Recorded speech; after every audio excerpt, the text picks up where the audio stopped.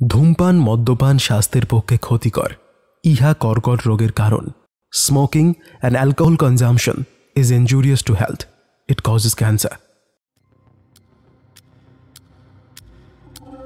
নমস্কার, আজ আমরা একত্রিত হয়েছি শুধু গল্পের জন্য। চলছে আগস্ট মাস, আর আগস্ট মাস শুধু গল্পের জন্য। আগামী 14ই আগস্ট শুধু গল্পের জন্য ইউটিউব চ্যানেলের শুভ জন্মদিন। তাই এই উপলক্ষে সারা মাস জুড়ে থাকছে 5টি অসাধারণ গল্পের সম্ভার। আজ তাদের মধ্যে একটি শোনানো হবে। আজ আপনাদের সবার অনুরোধে শোনাতে চলেছি কালজয়ী লেখক বিভূতিভূষণ বন্দ্যোপাধ্যায়ের লেখা একটি ভৌতিক গল্প। শুধু গল্পের জন্য শুরু হয়েছিল তাঁরই একটি লেখা ভৌতিক গল্প দিয়ে। আজ শুধু গল্পের জন্যর জন্ম মাসে, তাই সেই কালজয়ী লেখককে স্মরণ করছি আমরা। শুরু হচ্ছে আজকের গল্প, অভিশপ্ত।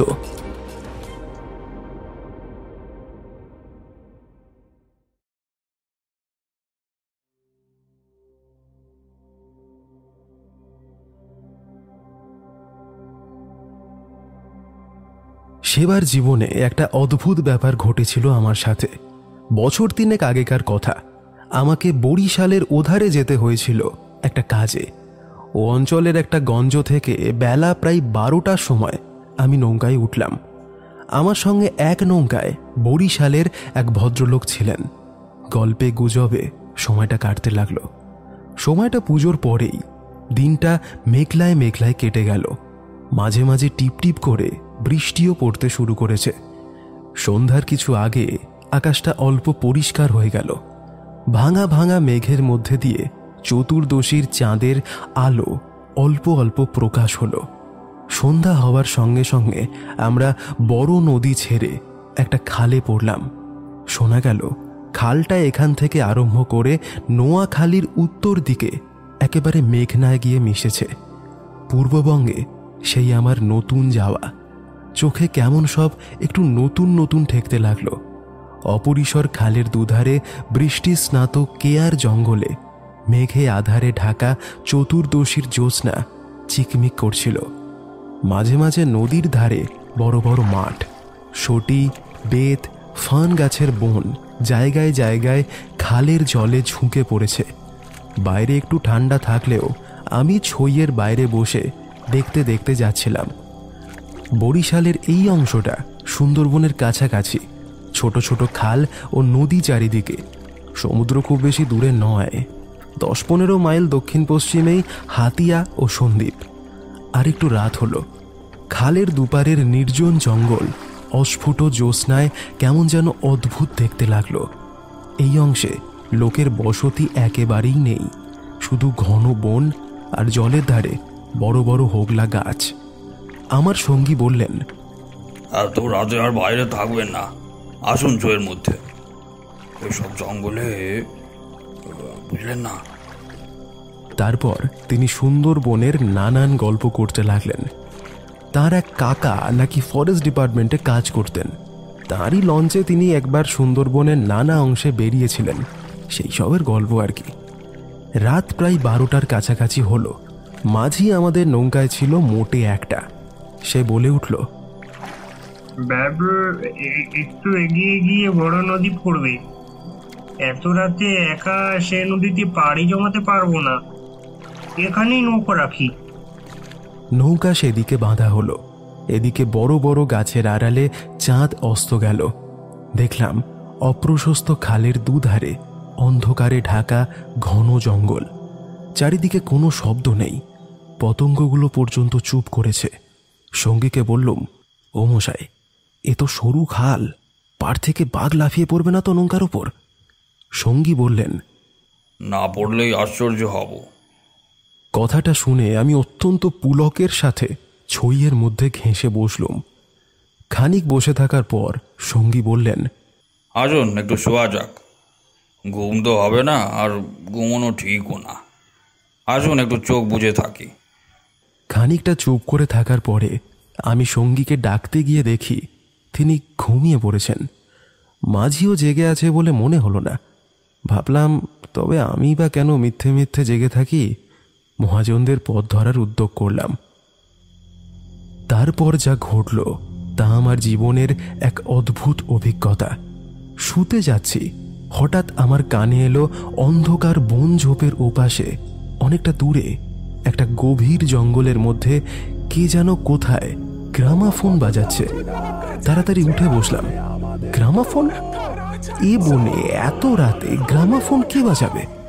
কান পেতে শুনলাম, গ্রামাফোন না, অন্ধকারে হিজল হিমতাল গাছগুলো যেখানে খুব ঘন হয়ে আছে সেখান থেকে কারা যেন উচ্চ কণ্ঠে আর্ত করুণ স্বরে কি সব বলছে। খানিকটা শুনে মনে হলো সেটা একাধিক লোকের সমবেত কণ্ঠস্বর। প্রতিবেশীর তেতলার ছাদে গ্রামাফোন বাজলে যেমন খানিকটা স্পষ্ট খানিকটা অস্পষ্ট অথচ বেশ একটানা সুরের ঢেউ এসে কানে পৌঁছয়, এও খানিকটা সেই রকমের।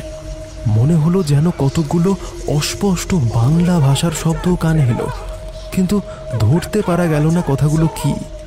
শব্দটা মাত্র মিনিট খানেকের জন্য স্থায়ী হলো। তারপর অন্ধকার বনভূমি যেমন নিস্তব্ধ ছিল আবার তেমনই নিস্তব্ধ হয়ে গেল। তাড়াতাড়ি ছইয়ের বাইরে এলুম। চারপাশের অন্ধকার ঝিঙে বিচির মতো কালো, বনভূমি নীরব, শুধু নৌকার তলায় ভাটার জল কলকল করে বাজছে। আর শেষ রাতের বাতাসে জলের ধারে কেয়া ঝোপে এক প্রকার অস্পষ্ট শব্দ হচ্ছে। পাড় থেকে দূরে হিজল গাছের কালো গুঁড়িগুলো অন্ধকারে এক অদ্ভুত চেহারা হয়েছে।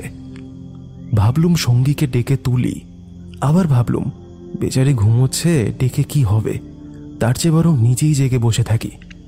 দাঁড়িয়ে দাঁড়িয়ে একটা সিগারেট ধরালাম। তারপর আবার ছইয়ের মধ্যে ঢুকতে যাব এমন সময় সেই অন্ধকারে ঢাকা বিশাল বনভূমির কোনো অংশ থেকে সুস্পষ্ট উচ্চ আর্ত করুণ ঝিঁঝি পোকার রবের মতো তিকস্বর তীরের মতো জমাট অন্ধকারের বুক চিরে আকাশে উঠল। নৌকার মাঝি ধর্মর করে জেগে উঠল। আমি সঙ্গীকে ডাকলো, মশাই, ও মশাই, উঠুন উঠুন। মাঝি আমার কাছে ঘেঁষে এলো। ভয়ে তার গলার স্বর কাঁপছিল। বলল, আল্লাহ আল্লাহ, শুনতে পেয়েছেন বাবু? সঙ্গী উঠে জিজ্ঞাসা করলেন, কি কি মশাই, ডাকলেন কেন? কোনো জানোয়ার টানোয়ার নাকি? আমি ব্যাপারটা বললাম। তিনিও তাড়াতাড়ি ছইয়ের বাইরে এলেন। তিনজন মিলে কান খাঁড়া করে রইলাম। চারদিকে আবার চুপ। ভাটার জল নৌকার তলায় বেঁধে আগের চেয়েও জোরে শব্দ হচ্ছিল। সঙ্গী মাঝিকে জিজ্ঞাসা করলেন, এটা কি তবে? হ্যাঁ বাবু, রায়ের কীর্তিপাশার গড়। তবে তুই এত রাত্রে এখানে নৌকো রাখলি কেন? বেকুব কোথাকার। তিনজন আছে বলেই রেখেছিলাম বাবু, ভাটার টানে নৌকো পিছিয়ে নেওয়ার জোর ছিল না। কথাবার্তার ধরন শুনে আমি সঙ্গীকে বললাম, কি মশাই, কি ব্যাপার, আপনি কিছু জানেন নাকি? ভয়ে যত না হোক আমরা বিস্ময়ে কেমন যেন হয়ে গিয়েছিলাম। ওরে, তোর সেই কেরোসিনের ডিবেটা জাল, আলো জ্বেলে বসে থাকা যাক, রাত এখনো ঢের। তুই শব্দটা শুনতে পেয়েছিলি? হ্যাঁ বাবু, আওয়াজ কানে গিয়েই তো আমার ঘুম ভেঙে গেল। আমি আমি আর দুবার নৌকা বেয়ে যেতে ওটা শুনেছি। এটা এই অঞ্চলের একটা অদ্ভুত ঘটনা। তবে জায়গাটা সুন্দরবনের সীমানায় বলে আর এই অঞ্চলে কোনো লোকালয় নেই বলে শুধু নৌকোর মাঝিদের কাজে এটা সুপরিচিত। এর পেছনে একটা ইতিহাস আছে, সেটা অবশ্য নৌকোর মাঝিদের পরিচিত নয়। সেইটে আপনাকে বলি, শুনুন। তারপর ধুমায়িত কেরোসিনের ডিবার আলোয় অন্ধকার বনের বুকের মধ্যে বসে সঙ্গীর মুখে কীর্তিপাশার গড়ের ইতিহাসটা শুনতে লাগলাম। উনি যা বললেন তার সারমর্ম হলো এই। ৩০০ বছর আগেকার কাহিনী। মুনিম খাঁ গৌড়ের সুবাদার। এই অঞ্চলে তখন ১২ ভূঁইয়ার ২ প্রতাপশালী ভূঁইয়া, রাজা রামচন্দ্র রায় ও ঈশা খাঁ। মসনদি আলীর প্রতাপ খুব। মেঘনার মোহনার বাইরে সমুদ্র, যাকে এখন সন্দ্বীপ চ্যানেল বলে সবাই। সেখানে তখন মগ আর পর্তুগিজ জলদস্যুরা শিকারের অন্বেষণে সেনপক্ষীর মতো ওঁত পেতে বসে থাকত। সে সময় এখানে এইরকম বনজঙ্গল ছিল না। এই সমস্ত জায়গা তখন কীর্তি রায়ের অধিকারে ছিল। এইখানে তার সুদৃঢ় দুর্গ ছিল। মগ জলদস্যুদের সঙ্গে তিনি অনেকবার লড়েছিলেন। তার অধীনে সৈন্য সামন্ত, কামান, যুদ্ধের কোষা সবই ছিল। সন্দ্বীপ তখন ছিল পর্তুগিজ জলদস্যুদের প্রধান আড্ডা। এখানে আক্রমণ থেকে আত্মরক্ষার জন্য এই অঞ্চলে সকল জমিদারকেই সৈন্যবল দৃঢ় করে গড়তে হতো। এ বনের পশ্চিম দিক দিয়ে তখন একটা খাল বড় নদীতে পড়ত। বনের মধ্যেই তার চিহ্ন এখনও রয়েছে। কীর্তি রায় অত্যন্ত অত্যাচারী ও দুর্ধর্ষ জমিদার ছিলেন। তার রাজ্যে এমন সুন্দরী মেয়ে কমই ছিল যে তার অন্তঃপুরে একবার না একবার ঢুকেছে। তাছাড়া তিনি নিজেও এক প্রকার জলদস্যু ছিলেন। তার নিজের অনেকগুলো বড় ছিপ ছিল। আশপাশে জমিদারির মধ্যে সম্পত্তিশালী গৃহস্থের ধনরত্ন, স্ত্রী কন্যা লুটপাট করারূপ মহৎ কার্যে সেগুলি ব্যবহৃত হতো। কীর্তি রায়ের পাশের জমিদারি ছিল কীর্তি রায়ের এক বন্ধুর। এরা ছিলেন চন্দ্রদ্বীপ রাজার রামচন্দ্র রায়দের পত্তনিদার। অবশ্য সে সময় অনেক পত্তনিদারদের ক্ষমতা এখনকার স্বাধীন রাজাদের থেকেও বেশি ছিল। কীর্তি রায়ের বন্ধু মারা গেলে তার তরুণ বয়স্ক পুত্র নরনারায়ণ রায় তার পিতার জমিদারির ভার পান। নরনারায়ণ রায় তখন সবে যৌবনে পদার্পণ করেছেন, অত্যন্ত সুপুরুষ, বীর ও শক্তিমান। নরনারায়ণ কীর্তি রায়ের পুত্র চঞ্চল রায়ের সমবয়সী ও বন্ধু। সেবারে কীর্তি রায়ের নিমন্ত্রণে নরনারায়ণ রায় তাঁর রাজ্যে দিন কতকের জন্য বেড়াতে এলেন। চঞ্চল রায়ের তরুণী পত্নী লক্ষ্মী দেবী স্বামীর বন্ধু নরনারায়ণকে দেবরের মতো স্নেহের চোখে দেখতে লাগলেন। দু একদিনের মধ্যেই কিন্তু সে স্নেহের চোটে নরনারায়ণের বিব্রত হয়ে উঠতে লাগল। নরনারায়ণ তরুণ বয়স্ক হলেও একটু গম্ভীর প্রকৃতির। বিদ্যুৎ চঞ্চলা তরুণী বন্ধুপত্নীর ব্যঙ্গ পরিহাসে গম্ভীর প্রকৃতি নরনারায়ণের মান বাঁচিয়ে চলা দুষ্কর হয়ে পড়ল। স্নান করে উঠেছেন, মাথার তাজ খুঁজে পাওয়া দায়। নানা জায়গায় হয়রান হয়ে খুঁজে শেষে আশা ছেড়ে দিয়ে বসে আছেন। হঠাৎ কখন নিজের বালিশ তুলতে গিয়ে দেখেন তার নিচেই তাজ চাপা দেওয়া আছে, যদিও এর আগেও তিনি বালিশের নিচে খুঁজেছেন। তার প্রিয় তরবারিখানা দুপুর থেকে বিকেলের মধ্যে 5 বার হারিয়ে গেল। আবার 5 বারই সম্পূর্ণ অপ্রত্যাশিত স্থান থেকেই সেটা খুঁজে পাওয়া গেল। তাম্বুলে এমন সব দ্রব্যের সমাবেশ হতে লাগলো যা কোনো কালেই তাম্বুলের উপকরণ হয় না, হতে পারে না। তরল মস্তিষ্ক বন্ধু পত্নীকে কিছুতেই এঁটে উঠতে না পেরে অত্যাচার জর্জরিত নারায়ণ রায় ঠিক করলেন তার বন্ধুর স্ত্রীটি ছিটগ্রস্ত। বন্ধুর দুর্দশায় চঞ্চল রায় মনে মনে খুব খুশি হলেও বাইরে স্ত্রীকে বললেন, দুদিনের জন্য এসেছে বেচারি, ওকে তুমি যেরকম ভাবে বিব্রত করে চলেছ ও তো আর কখন এখানে আসবেই না। দিন কয়েক এরকম কাটার পর কীর্তি রায়ের আদেশে চঞ্চল রায়কে কোনো একটা কাজে গৌড়ে যাত্রা করতে হলো। নরনারায়ণ রায়ও বন্ধুপত্নী কখন কি করবে সেই ভয়ে দিনকতক সশঙ্ক অবস্থায় কালযাপন করলেও তারপর নিজের বজরায় উঠে হাঁপ ছেড়ে বাঁচলেন। যাবার সময় লক্ষ্মীদেবী বলে দিলেন, এবার আবার যখন আসবে ভাই, এমন একটি বিশ্বাসী লোক সঙ্গে এনো যে রাত দিন তোমার জিনিসপত্র ঘরে বসে চৌকিদারি করবে, বুঝলে? নরনারায়ণ রায়ের বজরা রায়মঙ্গলের মোহনা ছাড়িয়ে যাবার একটু পরেই জলদস্যুদের দ্বারা আক্রান্ত হল। তখন মধ্যাহ্নকাল। প্রখর রৌদ্রে বজরার যখন দক্ষিণ দিকের দিগালয়ে প্রসারী জলরাশি সানানো তলোয়ারের মতো চকচক করছিল, সমুদ্রের সেই অংশে এমন কোনো নৌকা ছিল না যারা সাহায্য করতে পারে। সেটা রায়মঙ্গলের আর কালাবাঁদর নদীর মুখ, সামনেই যার সমুদ্র সন্দ্বীপ চ্যানেল, জলদস্যুদের প্রধান ঘাঁটি। নরনারায়ণের বজরায় রক্ষীরা কেউ হত হলো, কেউ সাংঘাতিক জখম হলো। নিজে নরনারায়ণ দস্যুদের আক্রমণ প্রতিহত করতে গিয়ে উরুদ্দেশে কিসের খোঁচা খেয়ে সংজ্ঞাশূন্য হয়ে পড়লেন। জ্ঞান হলে তিনি দেখতে পেলেন তিনি এক অন্ধকার স্থানে শুয়ে আছেন। তার সামনে কি যেন একটা বড় নক্ষত্রের মতো জ্বলছে।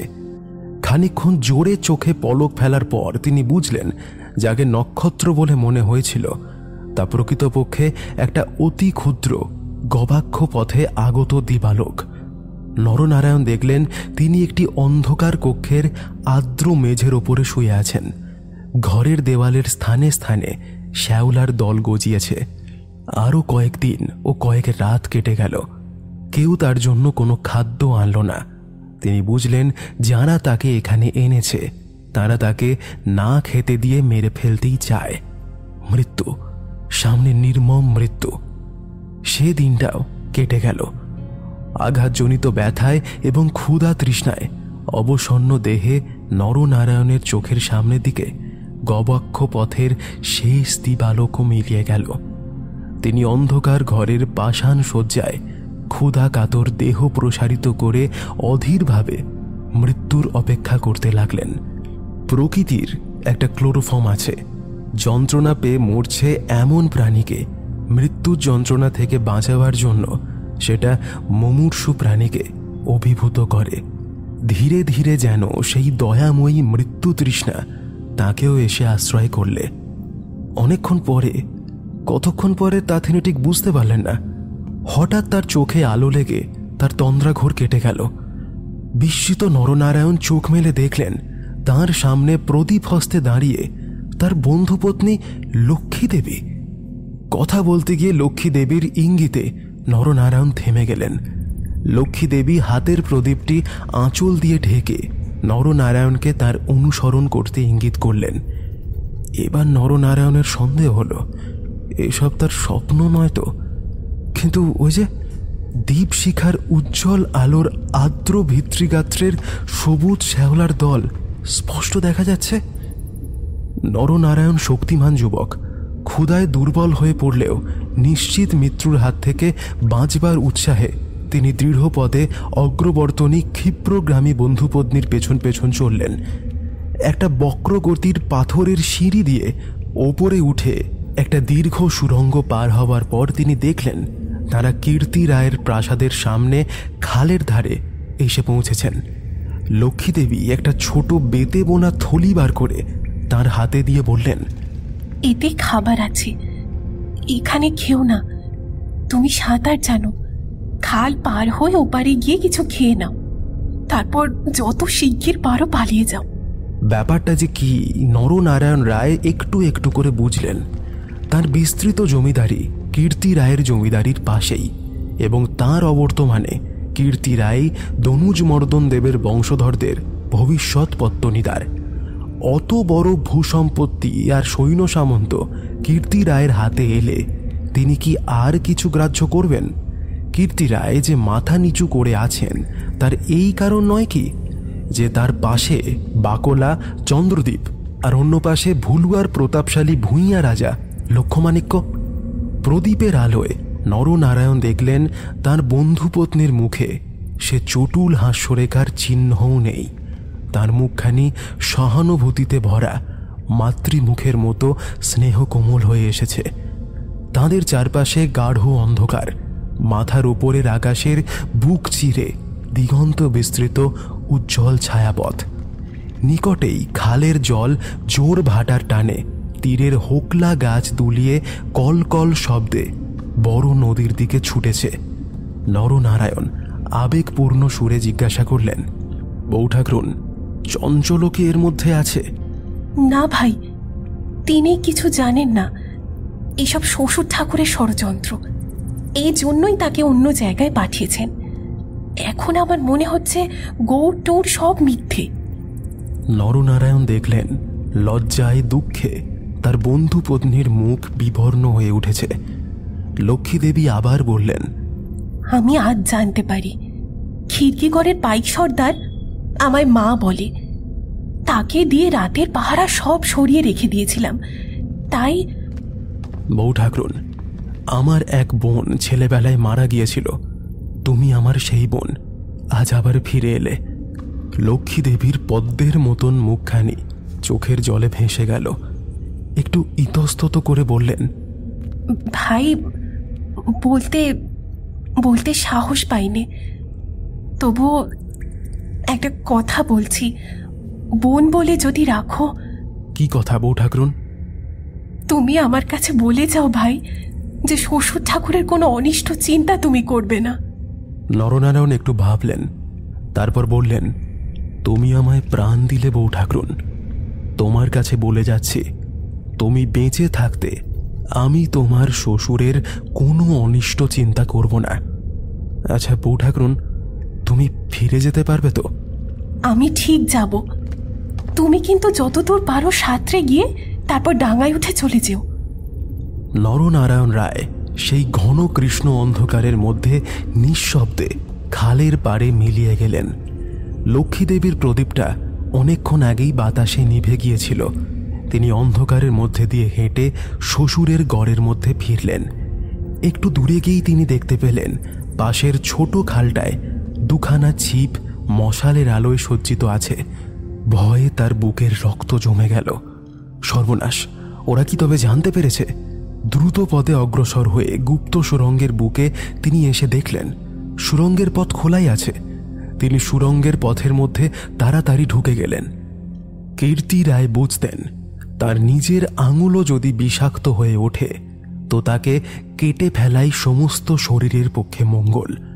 পরদিন আবার দিনের আলো ফুটল, কিন্তু লক্ষ্মী দেবীকে আর কেউ কোনো দিন দেখেনি। রাতের হিংস্র অন্ধকার তাকে গ্রাস করে ফেলেছিল। নরনারায়ণ রায় তার নিজের রাজধানীতে বসে সব শুনলেন। গুপ্ত সুরঙ্গের দুই ধারে মুখ বন্ধ করে কীর্তি রায় তার পুত্রবধূর শ্বাস রোধ করে তাকে হত্যা করেছেন। শুনে তিনি চুপ করে রইলেন।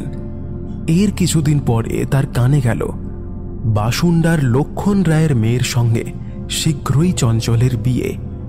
সেদিন রাত্রে চাঁদ উঠলে নিজের প্রাসাদের শিখরে বেড়াতে বেড়াতে চারদিকের শুভ্র সুন্দর আলোয় সাগরের দিকে দৃষ্টিপাত করে দীর্ঘচিত্ত নরনারায়ণ রায়েরও চোখের পাতা যেন ভিজে উঠল।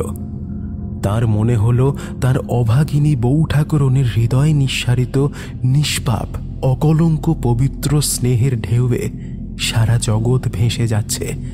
মনে হল তাঁরই অন্তরের শ্যামলতায় জ্যোৎস্না ধৌত বনভূমির অঙ্গে অঙ্গে শ্যামল সুন্দর স্ত্রী।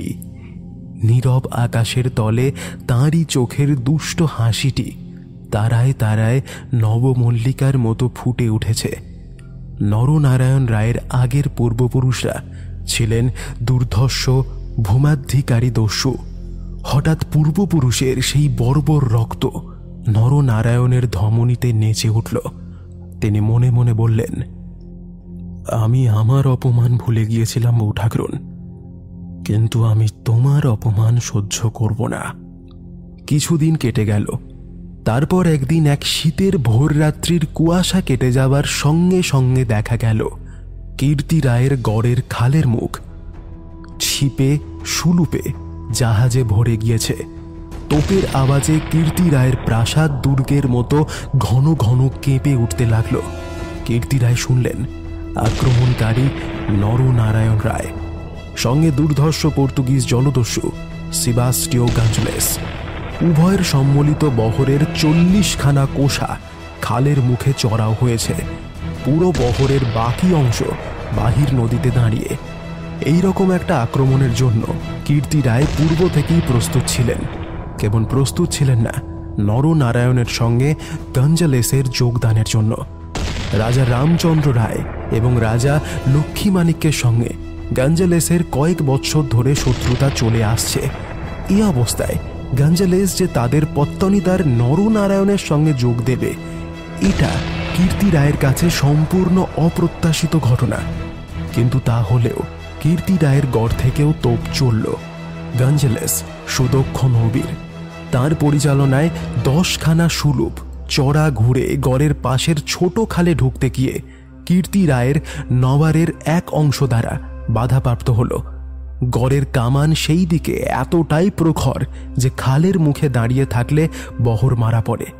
গঞ্জালেস দুটো খাল কামানবাহী সুলুপ 6টা খালের মুখে রেখে বাকিগুলো সেখান থেকে ঘুরিয়ে এনে চড়ার পেছনে দাঁড় করালে গঞ্জালেসের অধীনস্থ অন্যতম জলদস্যু মাইকেল রোজারিও ডি ভেগা এই ছোট বহর খালের মধ্যে ঢুকিয়ে গড়ের পশ্চিম দিকে আক্রমণ করার জন্য আদিষ্ট হল।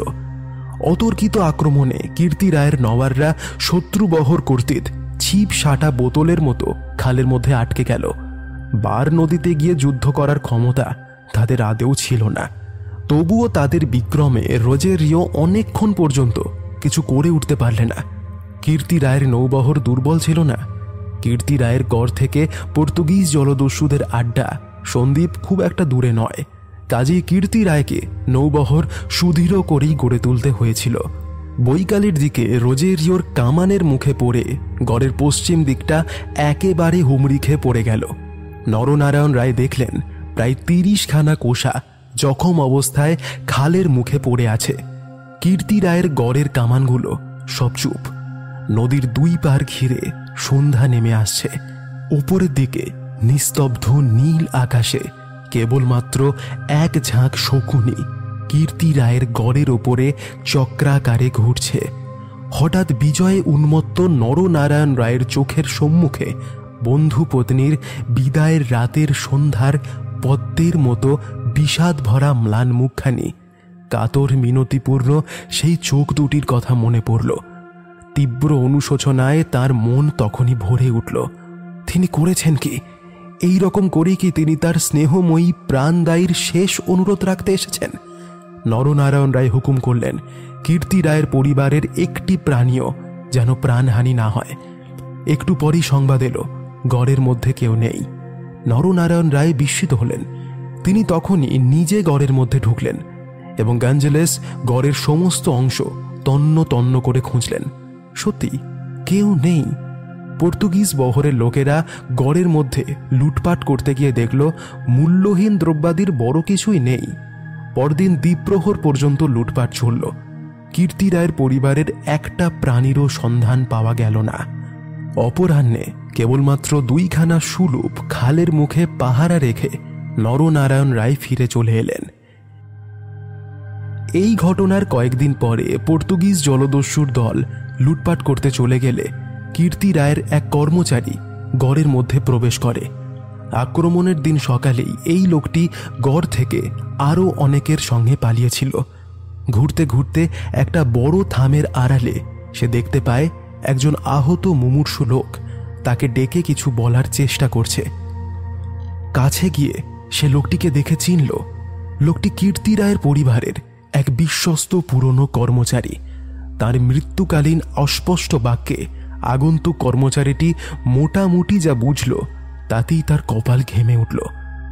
সে বুঝল কীর্তি রায় তার পরিবারবর্গ ও ধনরত্ন নিয়ে মাটির নিচে এক গুপ্ত স্থানে আশ্রয় নিয়েছেন এবং সেই লোকটি একমাত্র তার সন্ধান জানে। তখনকার আমলে এই গুপ্ত গৃহগুলি প্রায় সকল বাড়িতেই থাকত এবং এর ব্যবস্থা এমনই ছিল যে বাইরে থেকে কেউ এগুলো না খুলে দিলে বেরুবার উপায় ছিল না। কোথায় সে মাটির নিচের ঘর তা স্পষ্ট করে বলার আগেই আহত লোকটি মারা গেল। বহু অনুসন্ধান করেও গড়ের কোনো অংশে যে গুপ্তস্থান ছিল তার কোনো সন্ধান কেউ বার করতে পারল না। এই রকমে কীর্তি রায় ও তার পরিবারবর্গ অনাহারে তিলে তিলে শ্বাসরুদ্ধ হয়ে গড়ের যে কোন নিভৃত ভূগর্ভস্থে মারা পড়ল তা আর কেউ কোনোদিন জানতে পারেনি। সেই বিরাট প্রাসাদ প্রমাণ মাটি পাথরের চাপে হতভাগ্যদের সাদা হাড়গুলো যে কোন বায়ুশূন্য অন্ধকারের ভূকক্ষে তিলে তিলে গুঁড়ো হচ্ছে তার খবর আজ পর্যন্ত কেউ জানে না। ওই ছোট খালটা প্রকৃতপক্ষে সন্দ্বীপ চ্যানেলেরই একটি খাঁড়ি।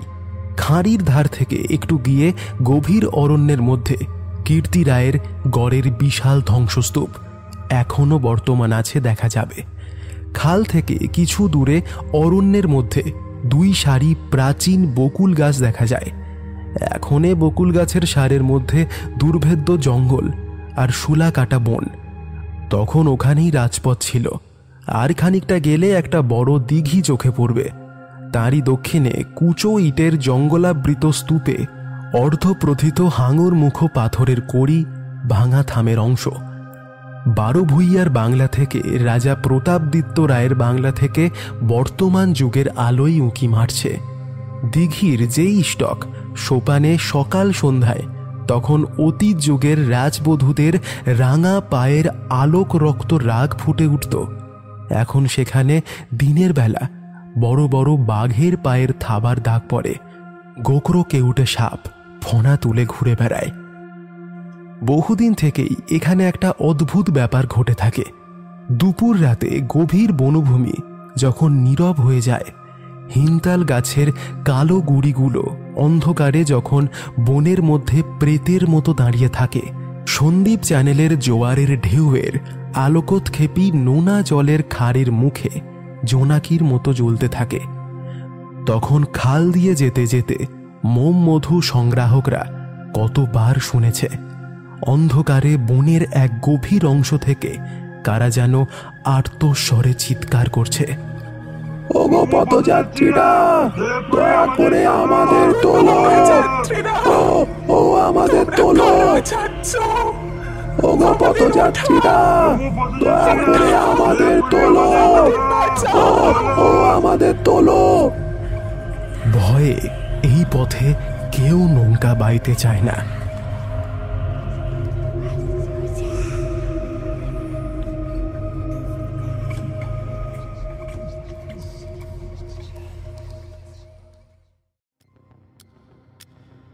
শেষ হলো আজকের গল্প অভিশপ্ত। গল্পের বিভিন্ন চরিত্রে প্রার্থনা, শুভজিৎ, বিপুল।